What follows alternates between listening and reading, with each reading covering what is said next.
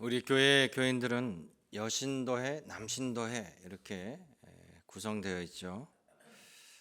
특별히 오늘은 우리 교단에서 여신도회 주일로 기념하고 지킵니다. 이 신자라는 것은 또 신도라는 것은 하나님을 믿는 사람들이고요. 예수 그리스도의 제자로 살아가는 사람이라고 하는 말입니다. 우리가 흔히 범하는 오류가 하나 있는데요. 내가 예수님을 믿으면 구원을 받고 하나님의 자녀가 되지만 예수님의 제자는 그 중에 특별히 헌신된 사람만 제자가 된다라고 생각한다라는 것입니다. 그런데 이거는 잘못된 생각이죠. 예수님을 믿고 구주로 고백하는 사람들은 자동으로 하나님의 자녀가 되고 예수님의 제자가 되는 겁니다. 우리의 신분, 자격, 정체성이 또 미래가 완전히 바뀌는 것이죠. 그래서 이것은 우리의 선택사항이 아니라 우리가 예수님을 구주로 고백하는 그 믿음의 결과라는 것입니다. 여러분들은 모두 하나님의 자녀요. 그러기에 예수 그리스도의 제자입니다. 오늘 누가복음 14장에는 우리 여신도 주일에 딱 맞는 예수께서 예수님의 제자로 사는 길에 대해서 가르쳐 주신 말씀이 담겨져 있습니다. 이건 예수님께서 우리에게 직접 하신 말씀이에요. 그래서 우리가 예수님의 제자로 산다는 것은 어떤 의미가 있는지 우리 세 가지로 보도록 하겠습니다. 주님의 말씀에 큰 은혜가 함께 하시기를, 여러분 심령 위에 성령이 임하시기를 축원합니다. 그래서 예수님의 제자는요, 내가 하나님의 자녀가 되었다라는 이제 달라진 신분을 인식하고 모든 것이 하나님의 말씀이 내 삶의 기준이 되어야 한다는 것이에요. 14장 26절의 말씀을 볼게요. 14장 26절에 무릇 내게 오는 자가 자기 부모와 처자와 형제와 자매와 더욱이 자기 목숨까지 미워하지 아니하면 능히 내 제자가 되지 못하고. 아멘. 자, 성경은 창조주 하나님을 우리 예수 그리스도를 믿음으로 말미암아 이제 하나님이 나의 영적인 나의 모든 것을 지으시고 낳으신 아버지가 됩니다. 그래서 하나님을 아빠, 아버지라 부를 수 있다라고 말씀합니다. 그전에는 죄의 자녀요, 사단의 종이었는데 이제 내가 예수 그리스도를 통해서 하나님의 자녀가 되었다. 이것이 하나님의 양자가 되었다라고 이야기합니다. 이제 여러분들은 근본적으로 내 생명을 주관하시는 하나님의 자녀가 되는 거고요. 여러분들을 그렇게 하나님의 자녀로 만드시기 위해서 인간의 몸으로 오신 예수 그리스도의 가르침이 우리가 이제 따라야 할 스승의 말씀이 되는 거예요. 예수님은 우리에게 오셔서 우리에게 말씀하시고 몸소 자신의 삶을 보여주셨습니다. 그래서 예수님의 가르침과 예수님의 모든 것들을 우리는 끝까지 배우고 담고 살아가야 되는 거예요. 그래서 우리는 하나님의 자녀요, 예수님의 제자가 되는 겁니다. 또한 믿는 모든 자들은 하나님의 자녀가 되는 거예요. 저에게도 하나님은 나의 영의 아버지 되시고 여러분들에게도 하나님은 아버지가 되시는 거고, 그래서 믿는 자들 모두는 하나님의 자녀가 되고 우리는 주 안에서 형제 자매가 되는 거예요. 우리 교인들도 마찬가지죠. 같은 하나님을 모신, 한 하나님을 모신 우리는 형제 자매가 된다는 겁니다. 누가복음 14장 26절, 우리가 아까 읽었던 예수님은 육신의 부모와 형제를 미워하지 아니하면 예수님의 제자가 될 수 없다라고 말씀해요. 많은 부분 이 본문 이 구절을 가지고 오해하기도 됩니다. 그러면 예수님은 우리에게 인간적인 천륜을 버리라는 것이냐? 그것은 그렇지는 않습니다. 예수님의 강조점은 이제 예수 그리스도를 믿고 하나님의 자녀가 된 사람들은 내 삶의 주권과 내가 누구의 소속인가를 분명히 깨달으라는 것이죠. 우리를 지으시고 창조하시니 내 영혼을 주관하시니 이 땅의 삶뿐만 아니라 죽음 이후에 내 영혼의 영원한 삶을 주도하시는 이가, 이 세상을 지으신 이가 하나님이라는 거예요. 우리는 그 진리를 아는 사람들이고 우리는 그 진리를 알기에 포기할 수 없습니다. 그러니 예수께서 육신의 부모, 형제를 미워하지 않으면 예수님의 제자가 될 수 없다라는 말은, 자, 믿지 아니하는 형제 자매들이 여러분들에게 야, 교회 가지 마, 하나님 믿지 마, 예수님 믿지 마, 그런 게 어디 있어? 라고 했을 때 여러분들은 포기하시겠냐는 거예요. 그러지 않죠? 세 사람만 대답하는. 이렇게 자신이 없어요? 그러면 지금 믿지 않는 형제가 가지 마, 그러면 알았어, 그럴 분들이에요? 아니죠. 우리 예전에 믿음의 우리 선배들 얼마 고생하면서 믿었습니까?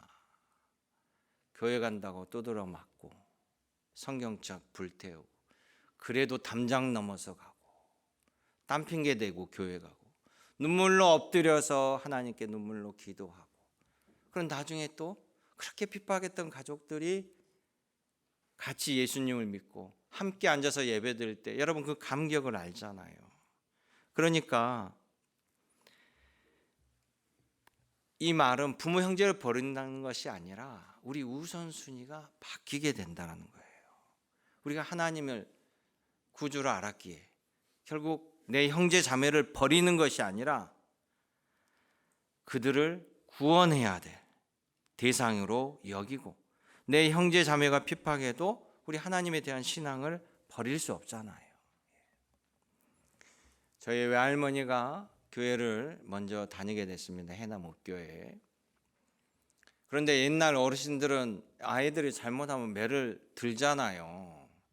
근데 우리 외할아버지는 딸들을 끔찍하게 예쁘게 또 보시는 분이라 때리지를 않는 분이셨나 봐요. 그래서 우리 어머니 세대들이 잘못하면 할머니가 이제 혼을 낼 거 아니에요. 그러면 할아버지가 성경책을 갖다 찢어버리고 불덩이에 던지고 교회 가지 마, 그러면서 뭐 교회 가. 그렇지 않아도 핍박을 하는데 건수가 걸린 거죠. 그래서 그렇게 혼나고 욕먹고 그러면서도 교회 엎드려서 기도하고 눈물로 그래서 자녀들을 다 구원시켰습니다. 우리 옛날의 신앙생활 여러분들 다 그런 가운데 정말 교회를 세중하게 생각하고 믿음을 생활해 왔어요. 만약에 그런 경험이 없으면 여러분들 정말 호강한 거예요. 교회 안 간다고 구박받는 집에서 태어난 분들은 정말 호강한 거예요. 얼마나 핍박이 심했습니까? 우리는 예수 그리스도를 믿는 순간 하나님의 자녀라는 새로운 신분을 얻게 되었어요. 천국을 알게 되었습니다. 하나님이 주신 은총을 알게 되었어요. 믿지 않는 사람들과 달리 우리는 하나님의 백성이 된 거예요. 우리들에게는 한 아버지 밑에 한 형제 자매들이 생겼습니다. 그러니 우리는 주 안에서 한 형제 자매로 역시 우리들 역시 서로 함께 의지하고 돌보며 하나님의 자녀로 함께 의지하며 의탁하며 살아가야 돼요. 여러분, 예수님의 제자가 된다는 것은요, 세상적으로 포기할 게 많아요. 그러잖아요. 주색 잡기 모든 것 다 버려야 됩니다. 또 여러분 이런 말들 해요. 아우, 세상 친구는 너무 편한데 교회 친구들은 불편하대. 맞습니까? 여러분, 세상 친구는요, 나하고 코드가 맞는 사람들끼리 친합니다. 아니, 나하고 안 맞는 사람하고 뭐하러 여러분들이 만나고 모임을 가져요? 그렇지 않아요. 그런데 여러분, 가족은 어때요? 가족은 내가 선택할 수 없어요. 가족은 성격이 안 맞아도 가족이에요. 어떤 가족은 형제들끼리 아버지, 어머니의 같은 유전자를 받았나 봐. 그러니까 서로 성격이 너무 잘 맞는 형제들이 있고, 어떤 형제는 5 형제가 전부 다른 유전자를 받았어. 그러니까 더 5이 모이면 형제들이 서로가 안 맞아. 그렇다라고 내칩니까? 아니에요. 가족은 가족이에요. 마찬가지로 하나님의 자녀도 마찬가지입니다. 여러분, 교인을 선택할 수 있나요? 선택할 수 없어요. 가족이니까. 성격이 같아요? 다 달라요. 타고난 성격, 기질, 성장 배경 다 다릅니다. 그러니 모두가 마음을 잘 맞을까요? 잘 맞는 게 비정상이에요. 자, 예수님께서 갈라디아서 6장 10절에 이런 말씀해요. 하나님의 자녀들, 제자들은 모든 이에게 착한 일을 하라, 선한 일을 하라. 하지만 먼저 더욱 믿음의 가정들에게 하라라고 명령합니다. 내 가족에게 우선하듯이 내 믿음의 형제들을 우선시 잘 하라라고 이야기하는 거예요. 여러분, 가끔 이런 분들을 봅니다. 우리 남편은요, 나한테는 정말로 못하면서 밖에 나가면 얼마나 다른 사람들한테 잘해주는지 모르겠다. 그러니까 다른 사람들은 자기 남편을 다 칭찬하는데 본인은 속이 부글부글 끓어. 반대로 남편한테는 별로 못하는데 세상 사람들, 다른 사람들한테 너무 잘해. 근데 여러분, 힘들고 어려울 때 끝까지 옆에서 지켜줄 사람이 누구예요? 내 남편이고 내 아내예요. 안 그래요? 여러분이 아파서 수술할 때 그 병실에 같이 몇 날 며칠 누워서 간병해 준 사람이 여러분 세상 사람들이에요? 여러분 가족 아니에요? 내 가족이에요.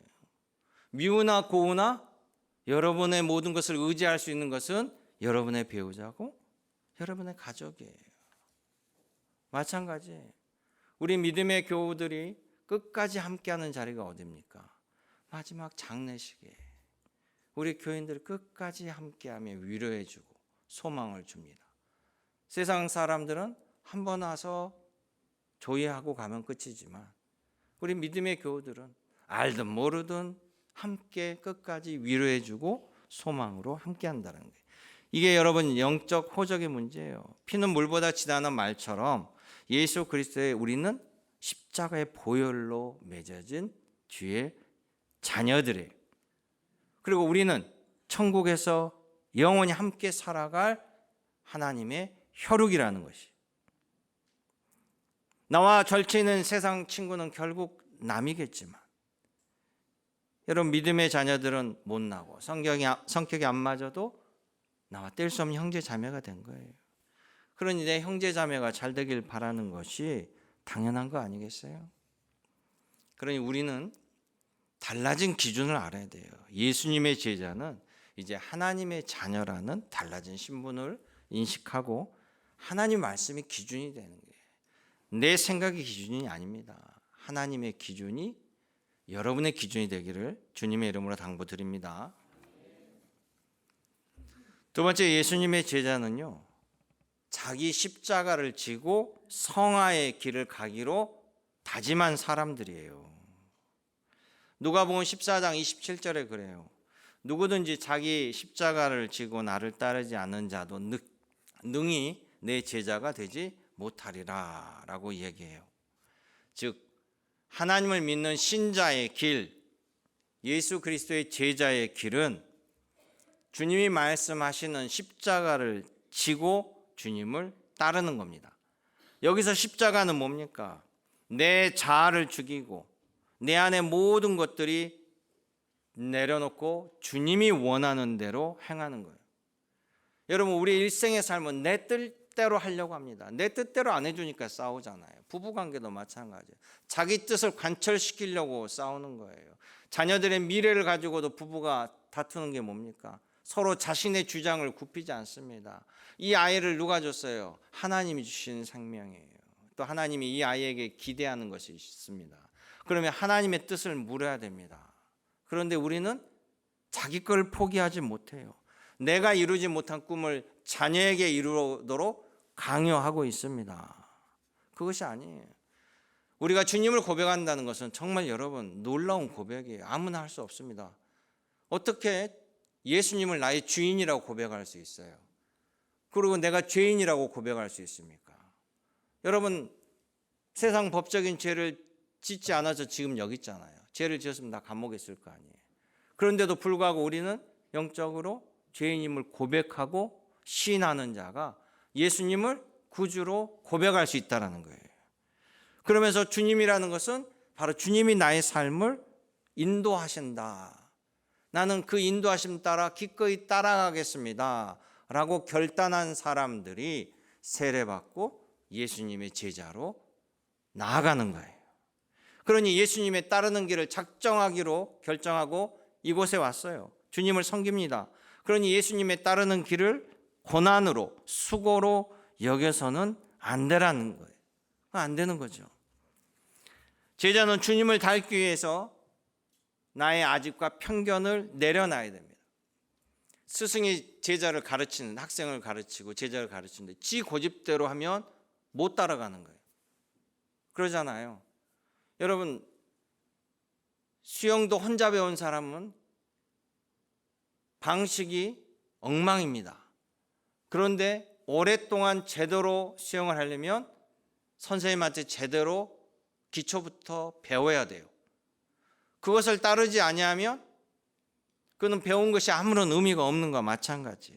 그렇기 때문에 제자는 주님의 가르침이 우선입니다. 그 우선대로 살아가는 거예요.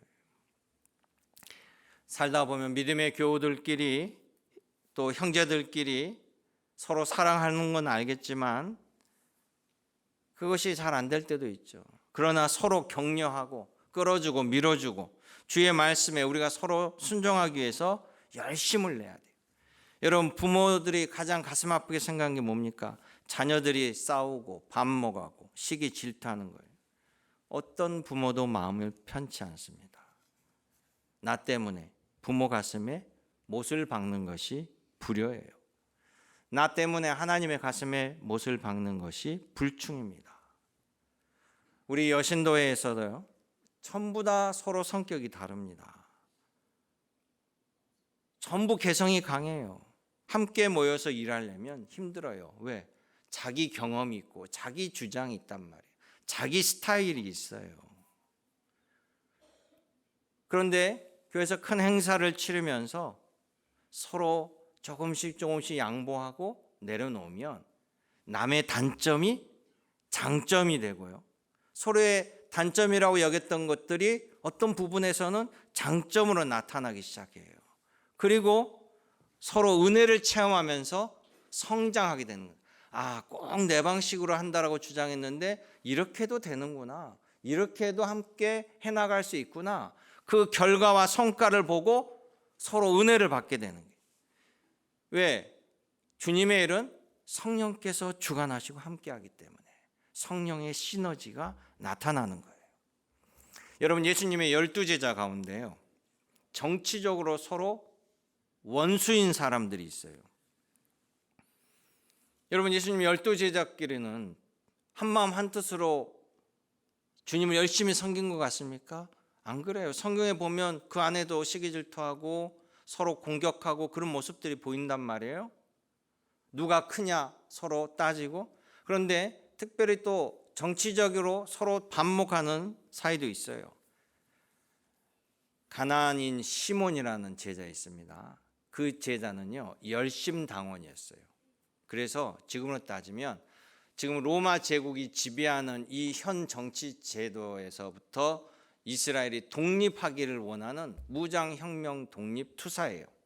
로마 제국으로 보면 테러리스트고, 이스라엘 입장에서 보면 무장혁명 봉기, 이 나라를 이 로마 제국으로부터 독립시키기 위해서 우리 죽지 않았어, 끝까지 저항할 거야 하는 사람이에요.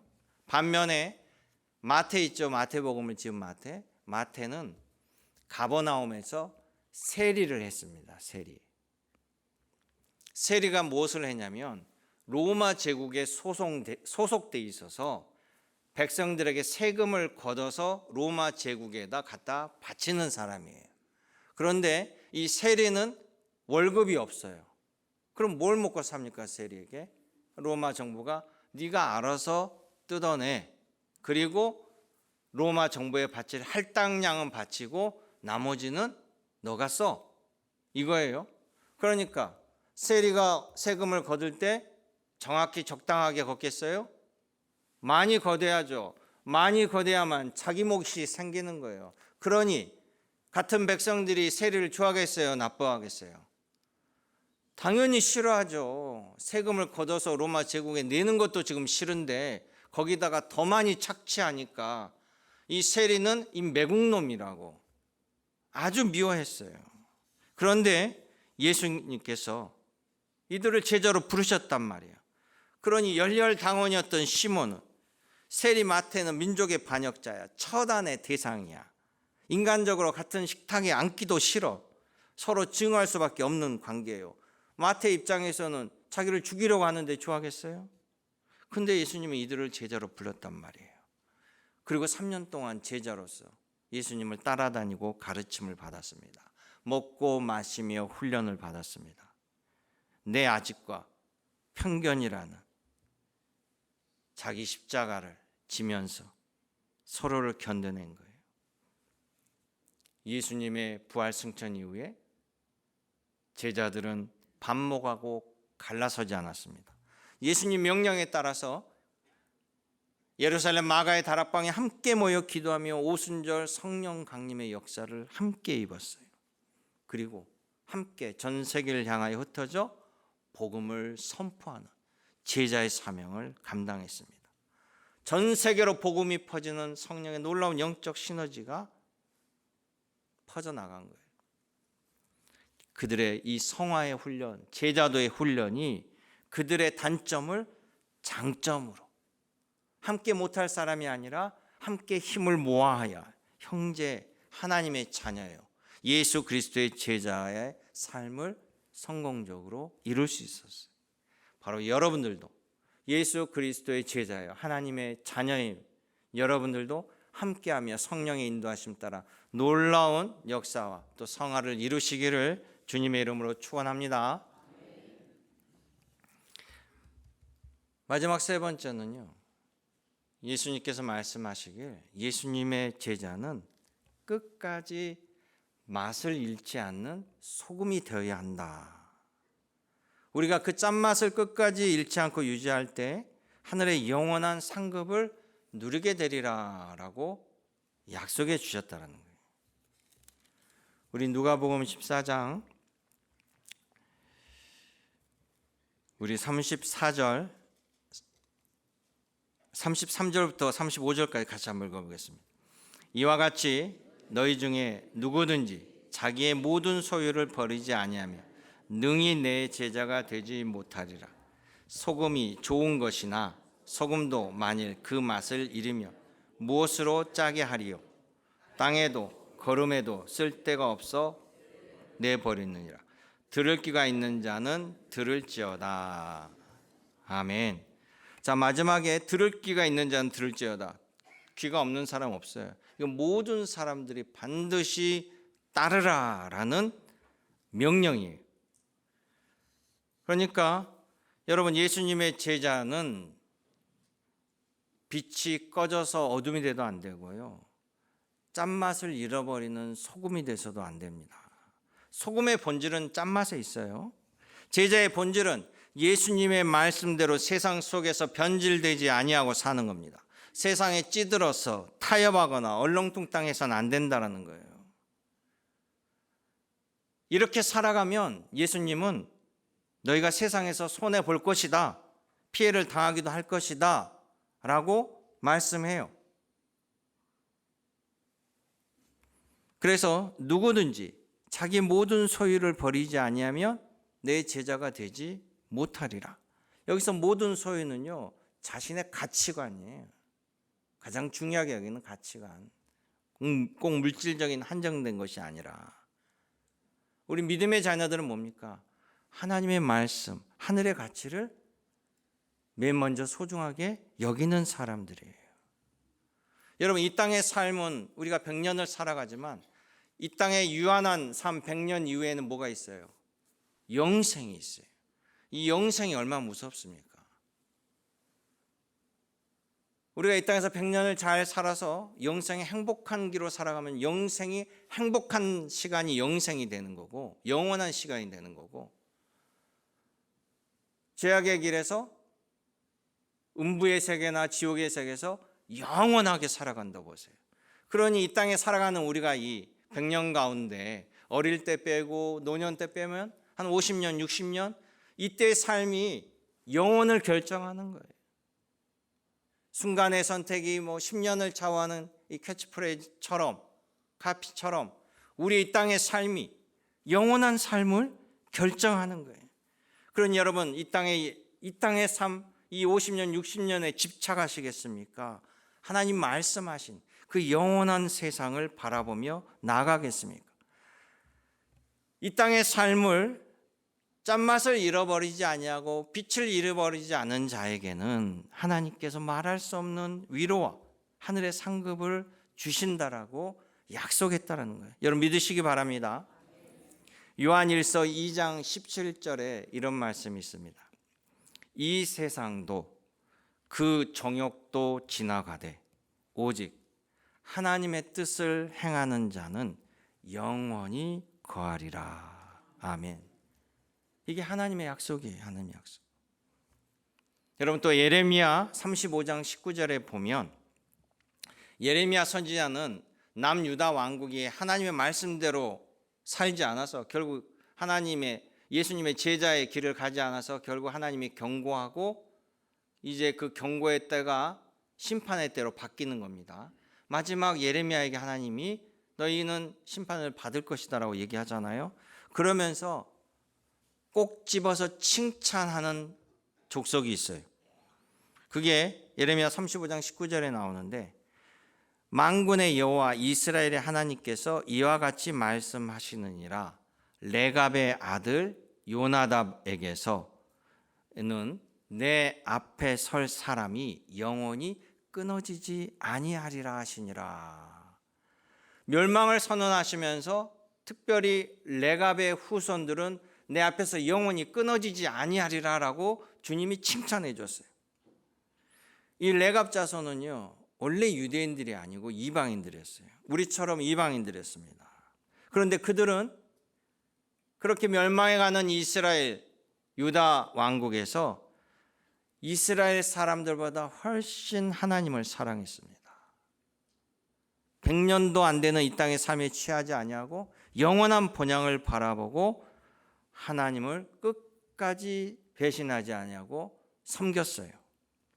그래서 하나님께서 예레미야를 통해서 그 레갑의 후손 요나답의 후손들을 정확히 꼭 집어서 말씀하시는 거예요. 이런 자들이 내 앞에서 영원히 설 것이다. 축복하는 장면이에요. 레갑 자손이 여러분 소금의 짠맛을 끝까지 잃지 않은 것처럼 신약에 와서도 여러분 예수님의 말씀을 지키는 여러분들이 바로 진정한 영적 레갑 자손이라고 믿습니다. 여러분들이 영원히 주님 앞에 서 있는 주의 백성들이 될 줄로 여러분 기억하시고 믿고 따르시길 원합니다. 이어른 교수가 쓴 지성에서 영성이라는 그 책 가운데 이런 얘기 있습니다. 신앙은 단지 머리로만 동의하는 것이 아니라 내 삶의 모든 핸들을 주님께 맡기는 것이다 라고 얘기해요. 이어른 교수가 탁월한 석학자인 것은 정말 그가 예수님을 믿고 이 성경을 누구보다도 정확하게 분석해서 깨닫고 이야기하고 전한다라는 거예요. 그분은 뭐라고 얘기하냐면, 내가 예수님 믿는다는 것은 내 차의 운전을 내가 안고 예수님이 내 옆에서 나에게 이러쿵저러쿵 훈수 두는 관계가 아니라 이제 아예 내 차의 운전대를 주님이 맡으시고 나는 뒷좌석에서 주님이 이끄는 대로 따르는 것이 진짜 제자의 길이다 라고 얘기해요. 내가 주인이 되어 내 삶에 운전하려 하지 말고 주인의 인도하심에 온전히 맡기는 자가 주의 제자가 된다는 거예요. 여러분 기억하시길 원합니다. 우리 뜻대로 되지 않아요. 내 생각대로 되지 않아요. 제가 늘 얘기하잖아요. 내 생각대로 했으면 왜 장사에서 실패하는 사람 생기겠어요? 왜 어려움을 당하겠어요?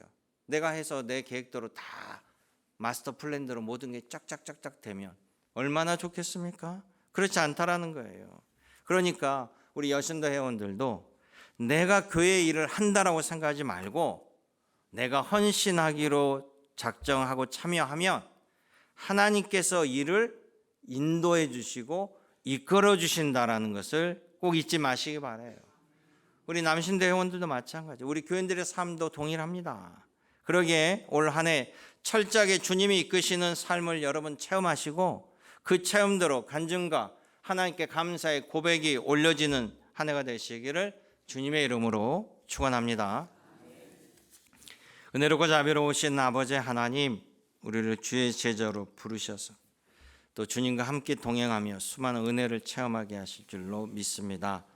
우리 특별히 여신도 주일에 예수 그리스도의 제자의 길을 알게 하셨사오니 들을 길을 가지고 이 말씀 따라 깨달으며 또 분별하며 나아가는 주의 백성으로 삼아 주옵소서. 언제나 함께 하신 예수님의 이름으로 기도드립나이다.